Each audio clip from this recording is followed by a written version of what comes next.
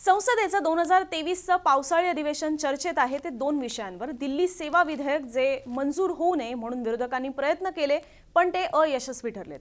त्यामुळे इंडिया आघाडी पहिल्या प्रयत्नात फेल झाली असली तरी सुद्धा आता दुसरी परीक्षा असणार आहे ती म्हणजे अविश्वास प्रस्ताव। हा अविश्वास प्रस्ताव नेमका का आणण्यात आलेला आहे? अविश्वास प्रस्तावाने विरोधक काय साध्य करू इच्छित आहेत?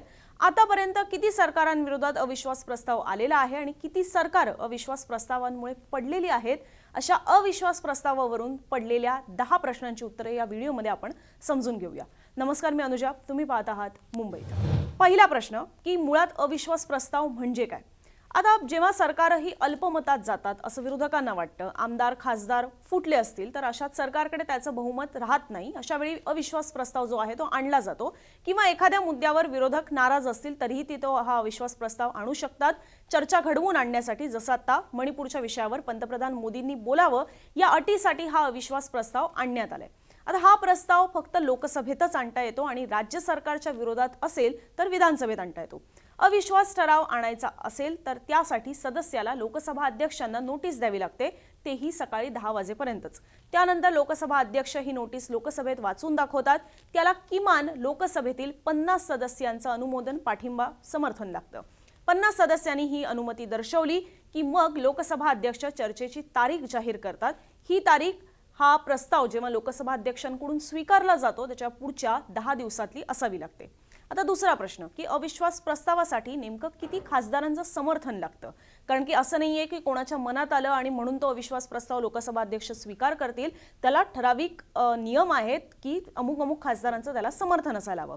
आता लोकसभेचे नियम 198 नुसार अविश्वास प्रस्ताव हा आणता येतो आणि हा अविश्वास प्रस्ताव मांडण्यासाठी किमान 50 विरोधी खासदारांचा पाठिंबा असणं हे आवश्यक आहे। जर संसदेत अविश्वास प्रस्ताव आणला गेला आणि सभागृहातील 51% किंवा त्याच्याहून जास्त खासदारांनी अविश्वास प्रस्तावाच्या बाजूने मतदान केलं तर तो मंजूर केला जातो आणि मग सरकारने आपलं बहुमत गमावलं आहे असं मानलं जातं। अर्थात जर अविश्वास प्रस्तावामध्ये सरकार अपयशी ठरलं, आपलं विश्वास दाखवू शकली नाही, म्हणजे ते बहुमत सिद्ध करू शकली नाही, तर त्यानंतर मात्र पंतप्रधानांना राजीनामा द्यावा लागतो, परिणामी ते सरकार बरखास्त होतं।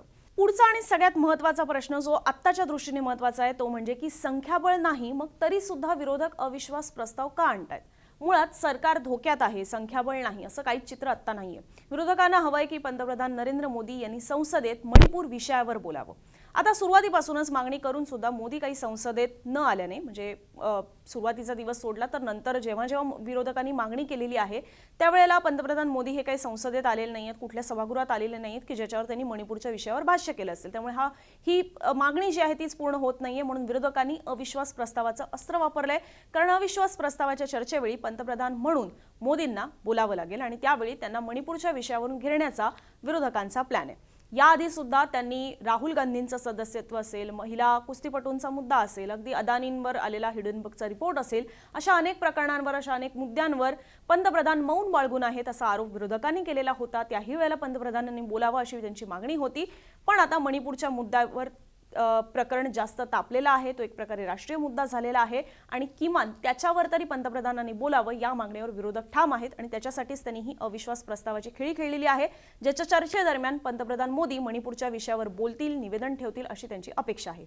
पाचवा प्रश्न, 267 अंतर्गत विरोधकांना चर्चा नेमकी का हवी आहे? जर तुम्ही अगदी बारकाईनं संसदेतले डिबेट्स, चर्चा ऐकत असाल किंवा जे विरोधकांच्या मागण्या आहेत त्या अगदी बारकाईने तुम्ही त्यांची भाषणं आणि हे डिबेट्स ऐकले असतील तर त्याच्यात तुम्हाला समजेल की विरोधक वारंवार ही मागणी करतात। आता विरोधी पक्ष मणिपूर मुद्द्यावर राज्यसभेत नियम 267 आणि लोकसभेत नियम 184 अन्वये चर्चेची मागणी करतात, तर सरकारला राज्यसभेमध्ये नियम 176 नुसार आणि लोकसभेमध्ये नियम 193 नुसार चर्चा करायची होती। त्यामुळे याच्यामध्ये हाच प्रश्न पडतो किंवा असा मुद्दा चर्चेत आलेला आहे की विरोधी पक्षाला नियम 267 आणि 184 अंतर्गतच चर्चा का हवी आहे, असे काय आहेत ते नियम? तर या नियमांमध्ये प्रदीर्घ चर्चा ही करता येते, म्हणजे थोडक्यात मुद्दा आटोपला, पटकन 2 मिनिटात निवेदन सादर झालं असं नाहीये, तर एक डिबेट होतात प्रॉपर, प्रदीर्घ काळ ही चर्चा करता येते, म्हणजे एक दिवस कदाचित किंवा जास्त तास ही चर्चा करता येते आणि त्याच्यामध्ये मतदान सुद्धा घेतलं जातं. नियम 267 अन्वये राज्यसभेच्या सदस्याला सभापतींच्या मान्यतेने सभागृहाची पूर्वनिर्धारित कार्यसूची स्थगित करण्याचा सुद्धा अधिकार आहे. नियम 267 अंतर्गत कोणतीही चर्चा संसदेत होते, कारण त्या अंतर्गत राष्ट्रीय दृष्ट्या महत्त्वाच्या मुद्द्यांवर ही चर्चा केली जाते आणि इतर सर्व कामकाज जे आहे ते थांबवलं जातं किंवा काही काळासाठी बाजूला ठेवलं जातं. सोप्या शब्दात किंवा दुसऱ्या शब्दात सांगायचं झालं तर हे एक प्रकारे पंतप्रधानांना उत्तर देण्यास भाग पाडण्यासाठीच या सगळ्या गोष्टी केल्या जातात. पुढचा प्रश्न, अविश्वास प्रस्तावाद्वारे विरोधकांच्या इंडिया आघाडीची ही एक प्रकारे परीक्षा असणार आहे का? तर अविश्वास प्रस्तावाद्वारे केवळ विरोधकांना पंतप्रधानांना सभागृहात बोलण्यास भाग पाडायचं नाहीये, तर याद्वारे ते त्यांच्या इंडिया आघाडीची ताकद सुद्धा दाखवू देत आहेत. इंडिया आघाडी अस्तित्वात आल्यानंतर अनेक वेळा त्याच्यामध्ये मतभेद आहेत किंवा फूट पडेल असं बोललं जातंय. प्रामुख्याने याच्यामध्ये नावं घ्यायची झाली तर नितीश कुमार, जयंत चौधरी, शरद पवार यांच्यापासून ते अगदी ममता बॅनर्जीपर्यंत नेत्यांच्या नाराजीच्या चर्चा सुद्धा झाल्या किंवा त्यांच्या पक्षांमध्ये सुद्धा फूट पडेल असं सुद्धा म्हटलं जात होतं किंवा त्या सगळ्या हे जे सगळे इंडिया अलायन्समध्ये एकत्र आलेले मित्रपक्ष आहेत त्यांच्यामध्ये जे मतभेद आहेत त्याच्यावरून सुद्धा ते प्रकारे या सगळ्यातनं बाहेर पडतील अशा सुद्धा अनेकदा चर्चा झालेल्या आहेत. आता या अविश्वास ठरावाच्या माध्यमातून विरोधकांनाही आपली एकजूट दाखवायची आहे. मणिपूर हिंसाचाराच्या संदर्भातील सर्व पक्षांनी सरकारवर दबाव आणला तर विरोधी एकजुटीचं एक मजबूत चित्र देशासमोर जाईल लोकसभा निवडणुकांच्या तोंडावर, हे सुद्धा कुठेतरी प्लॅनिंग विरोधकांचं पाहायला मिळतंय. पुढचा प्रश्न की मोदी सरकार विरोधात पहिला अविश्वास प्रस्ताव कधी आला? तर यापूर्वी 20 जुलै 2018 मध्ये आंध्र प्रदेशचे माजी मुख्यमंत्री चंद्राबाबू नायडू यांच्या तेलुगू देसम पक्षाने संसदेमध्ये मोदी सरकार विरोधात अविश्वास प्रस्ताव हा आणला होता. मोदी सरकार विरोधातील हा पहिलाच अविश्वास प्रस्ताव होता आणि त्यावेळेला 12 तास लोकसभेमध्ये याच्यावर चर्चा झाली आणि नंतर मतदानाच्या वेळेला सरकारच्या बाजूने 325 मतं मिळाली, पण विरोधकांच्या बाजूने मात्र केवळ 126च मतं पडलेली होती. त्यामुळे हा विश्वास प्रस्ताव सुद्धा एक प्रकारे सरकारने जिंकलेला होता आणि त्याही वेळेला पंतप्रधान नरेंद्र मोदी यांनी बोलून दाखवलेलं होतं की तुम्ही अशाच पद्धतीने 2023 मध्ये सुद्धा अविश्वास प्रस्ताव आणाल आणि तीच गोष्ट आता सुद्धा आपल्याला होताना पाहायला मिळते. या वेळेला बघायला हवं की कोणाच्या बाजूने किती मतं पडतायत. पुढचा प्रश्न की मोदी सरकारला या अविश्वास प्रस्तावाचा कितपत धोका आहे, म्हणजे संख्याबळ काय सांगतं? तर लोकसभेतील आकड्यांचा खेळ हा अगदी स्पष्ट आहे, मोदी सरकारच्या बाजूने आहे. लोकसभेत बहुमतासाठी 272 खासदारांची गरज आहे आत्ताची स्थिती पाहता. भाजपचे सभागृहात 301 सदस्य असून मित्रपक्षांसह हा आकडा त्यांचा 329 वर गेलेला आहे.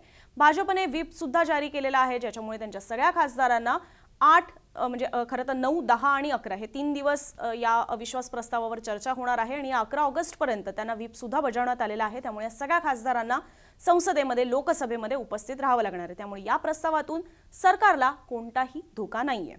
पुढचा प्रश्न की आतापर्यंत किती वेळा अविश्वास प्रस्ताव हा आणला गेलेला आहे भारताच्या एकूण 75 वर्षांच्या या इतिहासामध्ये?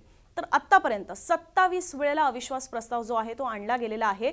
अगदी देशाच्या पहिल्या पंतप्रधानांपासून ते आत्ताचे पंतप्रधानांपर्यंत बऱ्याचशा सरकारांमध्ये हे अविश्वास प्रस्ताव जे आहेत ते आणण्यात आलेले आहेत.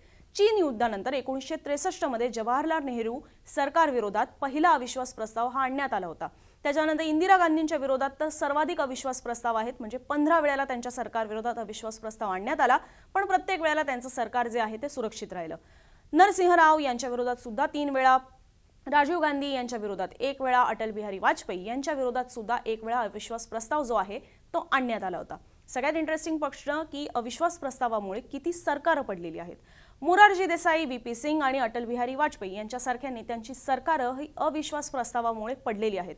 1978 मध्ये मोरारजी देसाई सरकार विरुद्ध दुसऱ्यांदा आणलेल्या अविश्वास प्रस्तावात त्यांच्या सरकारमधील जे घटक पक्ष होते त्यांच्यामध्ये मतभेद निर्माण झालेले होते आणि त्याच्यानंतर मोरारजी देसाई यांनी मतदानाआधीच राजीनामा दिलेला होता.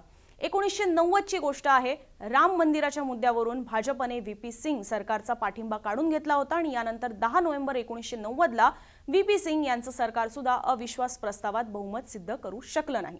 त्यानंतर 1999 मध्ये जयललिता यांच्या पक्षाने म्हणजे AIADMKने पाठिंबा काढून घेतल्याने अटल बिहारी वाजपेयी सरकारला सुद्धा अविश्वास प्रस्तावाला सामोरं जावं लागलं होतं आणि त्यानंतर वाजपेयी सरकारचा अवघ्या एका मताने पराभव झालेला होता. ते ती लढाई जिंकू शकले नाही आणि त्याच्यानंतर त्यांचं सरकार हे अर्थातच कोसळलेलं होतं. त्यामुळे हा आहे अविश्वास प्रस्तावाचा इतिहास सुद्धा, सध्याची काय स्थिती आहे ती सुद्धा, आणि आत्ता आणलेल्या अविश्वास प्रस्तावामागे काय कारणं आहेत, विरोधकांचं काय प्लॅनिंग आहे आणि सरकारला कितपत धोका आहे, लोकसभेतलं संख्याबळ काय सांगतं, या सगळ्या प्रश्नांची उत्तरं तुमच्यासमोर ठेवण्याचा आमचा हा प्रयत्न होता.